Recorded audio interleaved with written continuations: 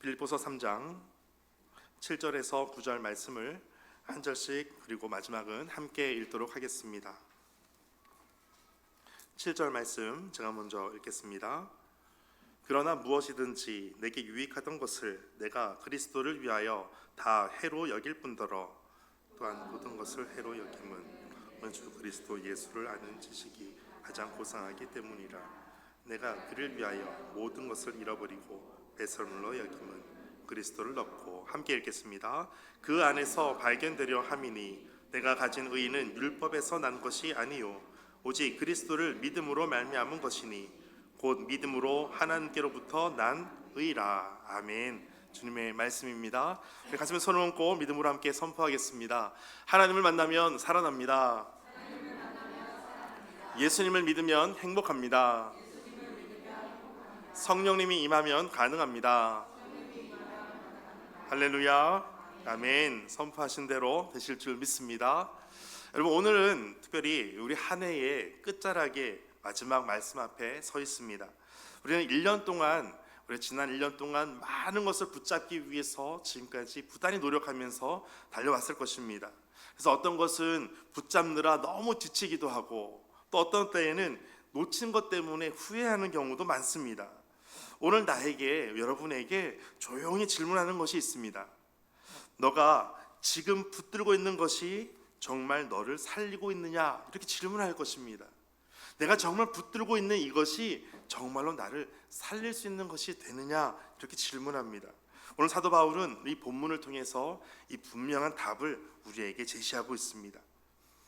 오늘 말씀 보실까요? 3장 7절을 보시면 사도 바울은 자신이 가지고 있는 것을 버리는 것이 있었습니다. 3장 7절 다시 한번 같이 읽겠습니다. 시작. 그러나 무엇이든지. 아멘. 사도 바울은 지금까지 자신이 붙잡고 있었던 많은 것이 있었는데, 내가 많은 것을 붙잡았지만 이제는 오직 그리스도 한 분만 붙잡고 있다, 이것을 강조하고 있습니다.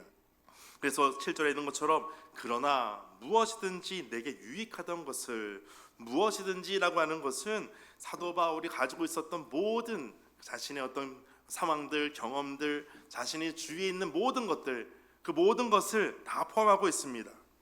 그런데 내게 유익하던 것을 이라고 할 때, 유익하다라고 하는 것은 회계 용어입니다. 그래서 내 장부에 수입 목록을 다 기록해 놓는 것처럼 사도 바울의 인생 장부에는 어떤 것을 기록해 놓았냐면, 자신의 태생을 보니까 내가 히브리인 중에 히브리인이다. 그리고 자신의 교육 배경을 보니까 내가 가말리알의 문화상에 있었다. 내가 최고의 학문을 배웠다. 종교적인 열심으로는 내가 바리새인입니다 라고 하는 것을 강조할 수 있겠죠. 도덕적으로는 율법의 의로는 나는 흠이 없는 자입니다. 이것이 자신에게 유익하던 것이었습니다. 이것을 다 장부에 기록해 놓을 만큼 중요한 것이었습니다. 그러나 내가 그리스도를 위하여 이 모든 것을 다 해로 여기고 있습니다.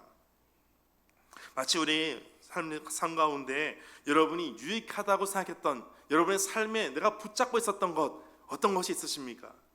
내가 학벌이 너무 좋으면 나의 어떤 명문대학의 학벌, 그리고 내가 좋은 직장을 다니고 있으면 그 좋은 직장에 대한 부분들, 내가 흠잡을 데 없는 어떤 종교 생활들, 아니면 사람들에게 인정받는 것들, 아니면 나는 이것저것 없다, 나는 잘생겼다, 이쁘다, 그런 것도 될 수가 있겠죠. 내가 붙잡을 만한 것, 그 어느 하나라도 그것이 나에게 유익한 것이 될 것이다라는 것을 여러분 알 것입니다. 그러나 내가 그리스도를 위하여 이 모든 것을 다 해로 여긴다라고 말씀합니다. 사도 바울은 말합니다. 그리스도를 알고 난 후에 내가 그것을 다 해라고 판단했습니다. 여기서 해라고 하는 것은 어떤 가벼운 손실을 말하는 것이 아닙니다. 영혼을 파괴할 만큼의 치명적인 손해를 말하는 것입니다. 그렇게 내가 다 이 모든 것을 해로 여기고 있습니다. 여러분, 열심히 이뤄놓은 것, 굳이 그것을 해로 여길 필요가 있겠습니까? 열심히 내가 공부했고, 열심히 이뤘고, 열심히 내가 준비했던 것, 이것을 다 해로 여길 필요가 없습니다. 그런데 해로 여길 수밖에 없는 때가 있습니다. 언제냐면 그 모든 것이 그리스도보다 앞서고 있을 때, 이 모든 것이 이 복음보다 크다라고 느껴질 때, 나의 의지의 대상이 이 하나님이 아닌 내가 유익하다고 생각하는 다른 것을 두고 있을 때 이 모든 것은 다 해로 여긴다라는 것입니다. 여러분, 오늘 해로 여길 것이 많으시죠? 이때 아멘 해도 괜찮습니다. 해로 여길 것이 많다라고 하는 것만큼 여러분 삶이 풍요롭다고 볼 수밖에 없겠죠. 그런데 오늘 해로 여기는 이 모든 것을 사도 바울은 더 강하게 말하는 것이 있는데 바로 8절 말씀입니다. 8절 다시 보실까요? 또한 모든 것을 해로 여김은 내 주 그리스도 예수를 아는 지식이 가장 고상하기 때문이라. 내가 그를 위하여 모든 것을 잃어버리고 어떻게 여긴다고요? 배설물로 여김은 그리스도를 얻었기 때문입니다. 배설물, 내가 쓰레기처럼 여깁니다. 내가 찌꺼기처럼 여깁니다. 개 사료의 찌꺼기처럼 그렇게 내가 아주 하찮은 것으로 내가 여기고 있습니다 라는 표현입니다. 더 이상 내가 붙잡을 만한 가치가 없다는 거예요. 여러분, 한 해가 지나도록 아직도 내려놓지 못하는 것이 있으십니까? 이제 며칠 안 남았는데 아직도 이 하나를 내가 놓치지 못해서 계속해서 붙잡으려고 하는 것이 있습니까? 여러분, 진짜를 만나면 진짜처럼 보이는 것은 이제는 더 이상 필요치가 않습니다. 내가 힘들게 지금까지 내가 짝퉁 어떤 가방을 들고 다니다가 내가 진짜 명품 가방을 딱 갖게 되면 더 이상 짝퉁 가방 들고 다니겠습니까? 그렇지 않을 거예요. 진짜만 갖고 다닐 거예요.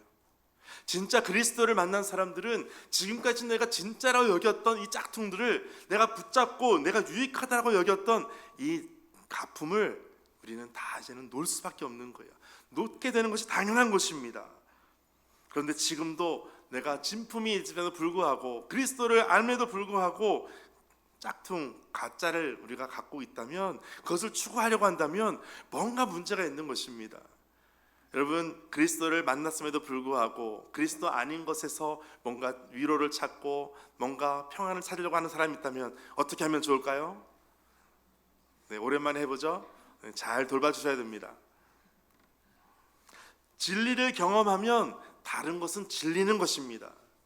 진리를 경험하면 우리의 삶에 진짜가 있구나, 내 삶에 움직이는 정말 원동력이 되는 그 힘이 바로 그리스도로부터 나오는구나 라는 것을 경험하기 시작하면 우리의 삶은 달라지기 시작합니다. 바울은 나는 이전까지 잘못 붙잡고 있는 것이 있었다라는 것을 말하는 거예요. 오늘 우리는 이 질문 앞에 서야 됩니다. 우리 인생에서 가장 소중하게 붙잡고 있는 것은 무엇인가? 그리스도를 더 깊이 그것이 알게 하는가? 아니면 오히려 그리스도를 가리고 있는가? 신앙생활이 깊어진다는 것은 점점 더 많은 것을 붙잡는 것이 아니고 점점 더 많은 것을 내려놓는 것입니다. 그래서 살든지 죽든지 우리는 사는 것 죽는 것 이것이 중요하잖아요. 그런데 그리스도를 만난 사람은 내가 살든지 죽든지 내 안에서 그리스도가 존귀게 되는 것이 중요하다라고 고백할 수 있는 거예요. 만약에 내려놓는다면 그 내려놓는 그것이 그리스도를 붙잡는 것이 되고 있다면 내려놔야 됩니다. 그리고 붙잡는 것이 그리스도라면 우리는 다른 모든 것을 내려놓을 수가 있는 것입니다.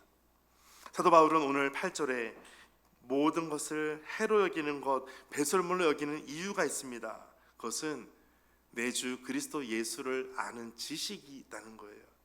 내 주 예수 그리스도를 아는 지식, 이 안다라고 하는 것은 단순한 교리를 아는 것이 아니에요. 성경 지식만 아는 것이 아니에요. 사역만 열심히 하는 것이 아닙니다. 정말 주님을 아는 거예요. 여러분, 큐티 잘하고 계십니까? 큐티하기 정말 어려운 그룹이 있습니다. 바로 목회자 그룹입니다. 설교자 그룹입니다. 설교자는 성경을 볼 때마다 이 말씀 보면서 묵상 큐티를 하기보다 이 말씀 가지고 어떻게 설교해야지, 그것을 가지고 성경을 볼 때가 많습니다. 그래서 오히려 말씀을 통해서 그리스도를 발견해야 되는데 어떻게 설교하지, 여기에 대해서 많이 고민을 하게 됩니다. 그래서 오히려 큐티를 잘 못하는 경우가 생깁니다. 여러분, 정말 그리스도를 안다는 것은 그리스도를 전인격적으로 만나는 것을 의미합니다. 그래서 우리의 모든 삶을 통해서, 말씀 묵상을 통해서, 기도를 통해서 하나님을 더욱더 알아가는 거예요. 그 시간들이 점점 시간이 갈수록 더 주님을 알게 되시기를 축복합니다. 여러분 옆에 계신 분에게 한번 말씀해 주실까요? 주님을 더욱더 알게 되시기를 바랍니다. 이렇게 한번 축복해 주실까요? 주님을 더욱더. 사도 바울은 그 알게 되는 것에 대해서 9절을 이렇게 표현하고 있습니다. 9절 함께 읽겠습니다. 시작. 그 안에서 발견되려 함이니 내가 가진 의는 율법에서 난 것이 아니요 오직 그리스도를 믿음으로 말미암은 것이니 곧 믿음으로 하나님께로부터 난 의라. 아멘. 그 안에서 발견되게 하려 함이니 무엇을 발견한다고 하겠습니까? 그 안에서 나를 발견하는 거예요. 그 안에서 죄된 내 모습을 발견하고 내 모습을 보니까 누가 필요합니까? 주님이 필요한 거예요. 주님을 발견하는 거예요. 주님을 발견하니까 내 모습이 보이기 시작하는 거예요. 그래서 하나님을 아는 지식과 나를 아는 지식이 더욱더 주님께로 가까이 가도록 만들어가는 것입니다. 존 칼빈이 쓴 기독교 강요에 보면 가장 처음에 창조주 하나님에 대한 부분들을 시작합니다. 그러면서 가장 처음에 시작하는 부분이 뭐냐면 하나님을 아는 지식과 나를 아는 지식에 대해서 그것을 설명하고 있어요.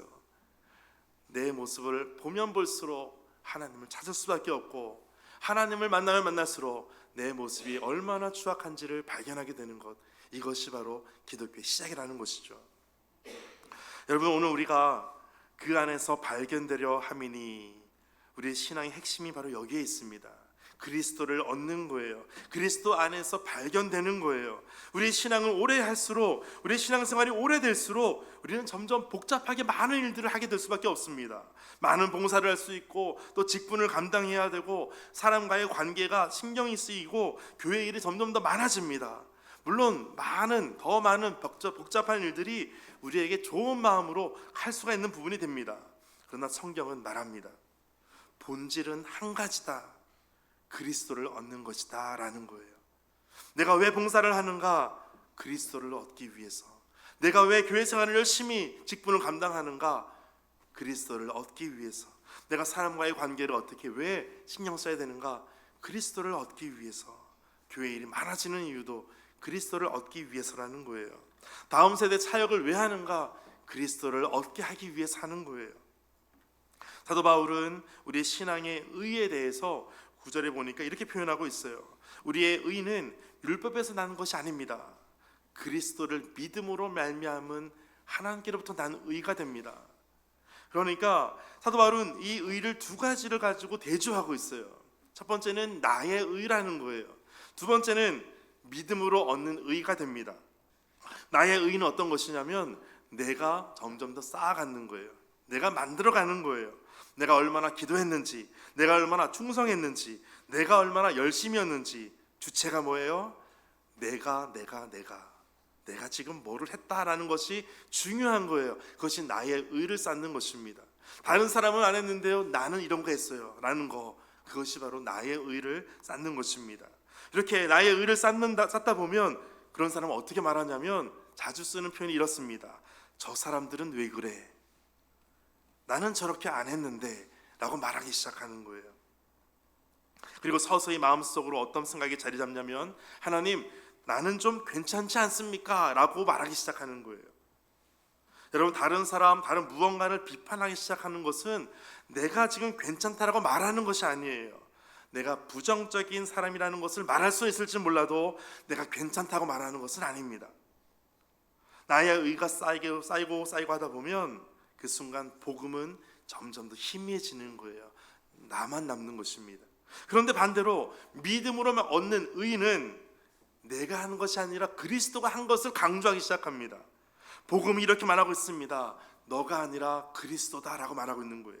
너의 공로가 아니라 그리스도의 십자가다. 그리스도가 하신 것이다. 예수님께서 하신 것이다. 그래서 당신은 어떻게 이렇게 직분을 잘 감당할 수 있겠습니까? 그러면 어떻게 답을 합니까?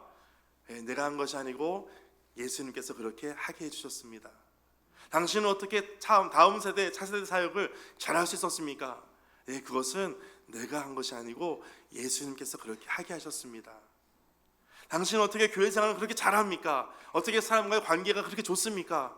그때 어떻게 말한다고요? 내가 한 것이 아니고 그리스도가 그렇게 하셨습니다. 믿음으로 말미암는 의를 경험한 사람은 나에서 그리스도로 바뀌어지는 거예요.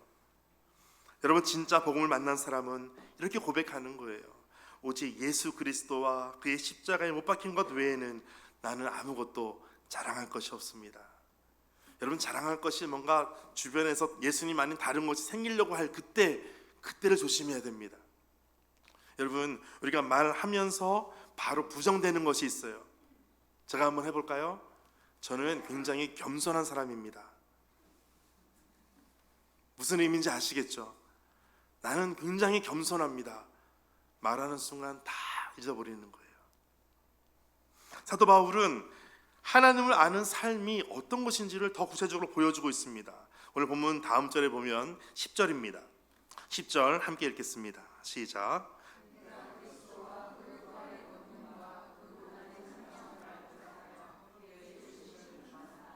아멘. 사도 바울은 두 가지를 함께 제시하고 있습니다. 첫째는 부활의 권능입니다. 부활의 능력입니다. 두 번째는 고난에 참여한다는 거예요. 우리는 부활의 능력은 얼마나 좋아합니까? 그런데 고난에 참여하는 것 별로 좋아하는 사람이 없습니다. 부담스러워합니다. 그래서 성경은 분명히 말씀합니다. 십자가가 없이는 부활이 있을 수 없습니다. 고난이 없이는 성숙한 것도 있을 수 없습니다. 눈물이 없이는 믿음은 깊어지지 않습니다.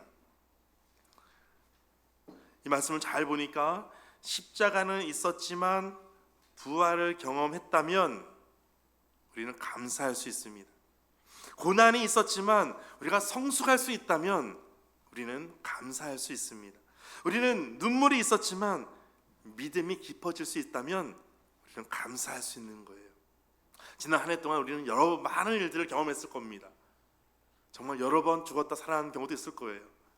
우리의 마음이 저 아래로 떨어졌다가 다시 올라갔다가 왔다 갔다 요동치는 경우도 있었을 거예요.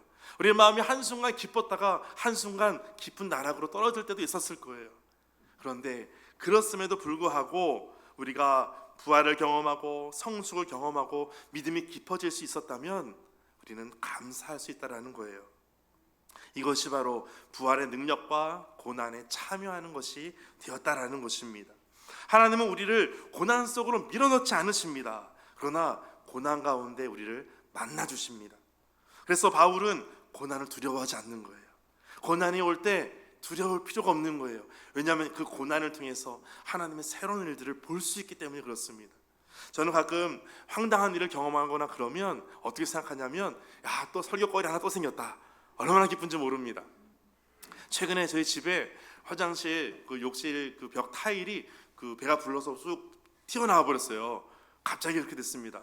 너무 놀래가지고 무슨 일인가 막 뛰어갔었는데 보니까 그런 일들이 종종 있더라고요. 저는 처음 경험했습니다. 날이 추워지고 또 여러 가지 환경이 달라지다 보니까 집이 지어진 지 한 6년 됐잖아요. 그런데 이런 일이 발생하는 거예요. 그러면서 제가 어떤 생각이 들었냐면, 야, 이거 또 오늘 이렇게 설교거리에서 또 쓰고 있잖아요. 그리고 내가 한번 셀프로 한번 해볼까? 그런 생각도 해보는 거예요. 어려움이 있을 때, 고난이 있을 때 그 일로 인해서 하나님께서 우리를 만나주시는 기회가 된다면 그 고난이 우리는 더욱더 기쁠 거예요. 고난이 오기를 바라고 있을 거예요. 그럴 때 그 역경을 이겨낼 수 있도록 셈을 주시는 하나님을 경험하게 된다면 우리는 고난도 기쁘게 맞이할 수가 있다는 것입니다. 여러분, 고난도 즐거움으로 맞이하게 되시기를 축복합니다. 네, 아멘 안 되는 분도 아멘 되시기를 축복합니다. 여러분, 고난 속에서도 그리스도를 더 깊이 알 수 있는 기회가 된다면 너무나 좋은 거예요. 그리고 이제 그 고난과 그 부활의 능력이 우리 안에 있을 때 사도 바울이 이것을 다 경험하고 나서 고난도 두려워하지 않는 사람이 되었어요. 그러면 사도 바울은 이제 자신에 대해서 떳떳하게 무엇인가 또 내세울 것이 많아지잖아요. 그런데 12절에 보니까 사도 바울은 이렇게 표현하고 있습니다. 같이 한번 읽어볼까요? 시작. 내가 이미 얻었다 함도 아니요 온전히 이루었다 함도 아니라 오직 내가 그리스도 예수께 잡힌 바 된 그것을 잡으려고 달려가노라. 아멘. 사도 바울은 이 부분에서 위대함을 볼 수가 있습니다. 사도 바울 정도면 이렇게 말할 수 있지 않겠습니까? 나는 사도야. 나는 환상을 보았어. 나는 교회를 세웠고 부흥을 경험했어. 나는 복음을 위해서 모든 것을 다 헌신했어. 이렇게 말할 수 있지 않겠습니까? 그런데 바울은 어떻게 말합니까? 나는 아직 도착하지 않았다는 거예요. 나는 이미 얻었다 하는 것도 아니고 온전히 이루었다 함도 아니다. 나는 아직도 더 달려가고 있다.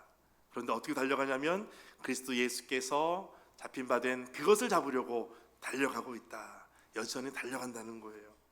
여러분, 올 한 해 동안 열심히 달려왔을 거예요. 그러니까 이제 힘드니까 이제는 좀 쉬어야지, 그런 분 계시잖아요. 내가 왕년에 열심히 사역했습니다. 이제는 좀 쉴 때가 된 것 같습니다. 그럴 때가 있을 거예요. 그러나 여러분, 다시 한번 사도 바울을 보십시오. 끝까지 달려가는 거예요. 놓고 싶은 것이 있을 거예요. 그런데 이 놓는 것이 그리스도를 위한 것이라면 놓아도 돼요. 그런데 붙잡을 것이 있을 거예요.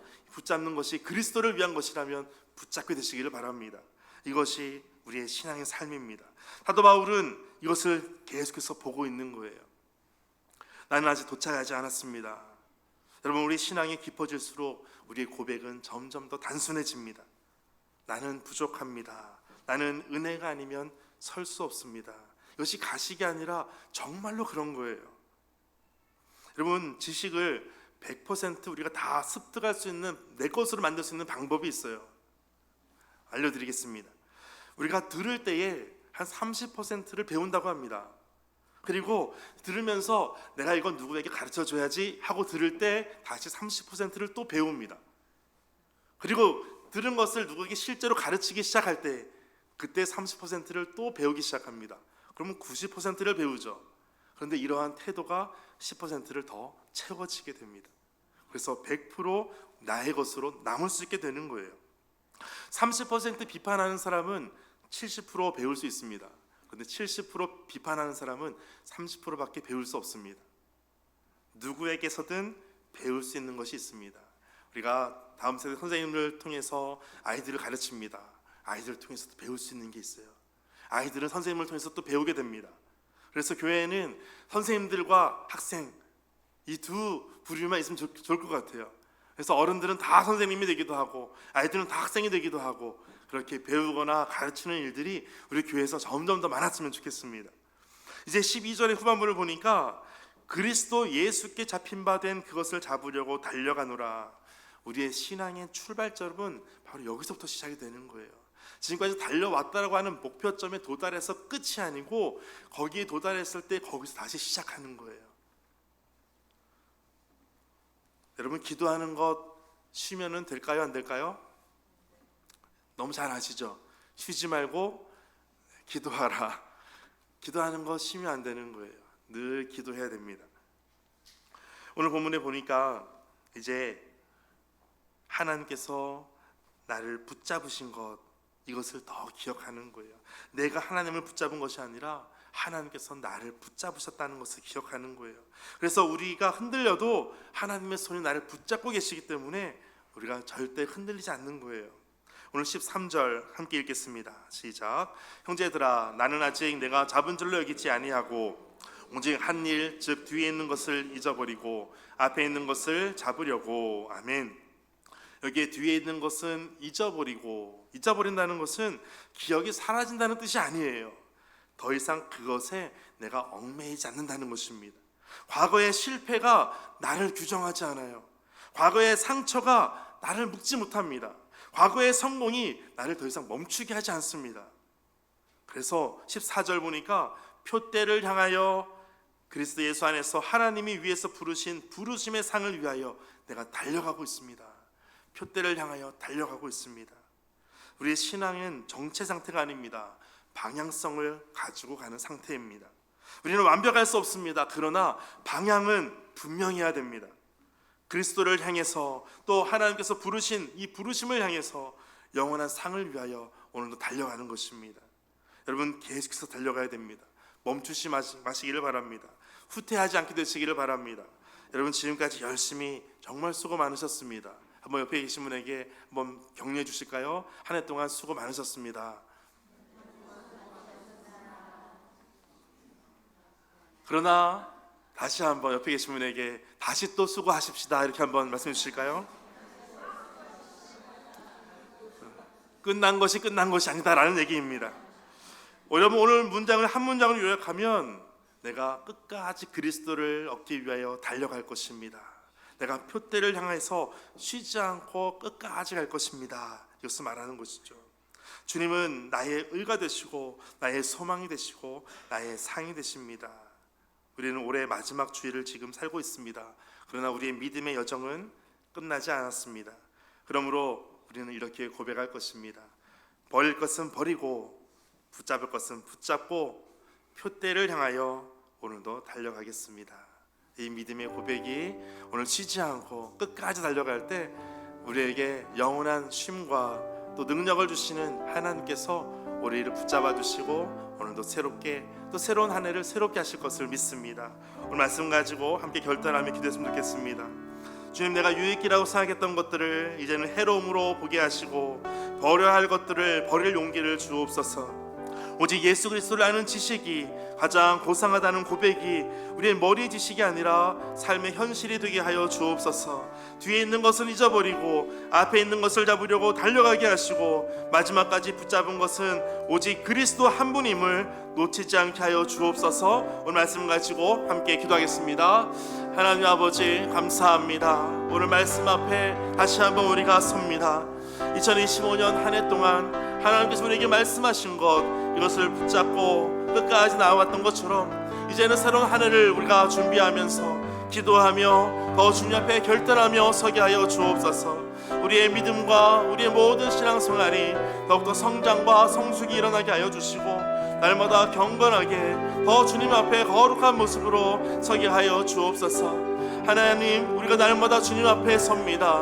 우리 모든 삶이 내가 붙잡는 것이 오직 그리스도가 되게 하시고 내가 그리스도 안에 날마다 발견되게 되는 놀라운 은혜가 일어나게 하여 주옵소서. 주님 앞에 나아가는 모든 심령의 복이 날마다 우리 안에 샘솟게 하여 주시고 끊임없이 우리에게 부어주시는 하나님의 샘솟는 은혜가 날마다 넘쳐나게 하여 주옵소서. 더 넘쳐나게 하여 주옵소서. 하나님의 거룩하심 앞에 더 온전히 서도록 인도하여 주옵소서. 다시 한번 기도할 때에는 하나님, 우리에게 믿음과 소망과 하나님을 향한 열정과 헌신을 더하여 부어 주옵소서. 더 주님 앞에 온전히 서도록 우리의 모든 삶을 붙잡아 주옵소서. 우리의 가정을 위해서, 자녀를 위해서, 또 우리 교회를 위해서, 나라 민족을 위해서 다시 한번 믿음으로 온전히 세워지게 하여 주옵소서. 함께 기도하겠습니다.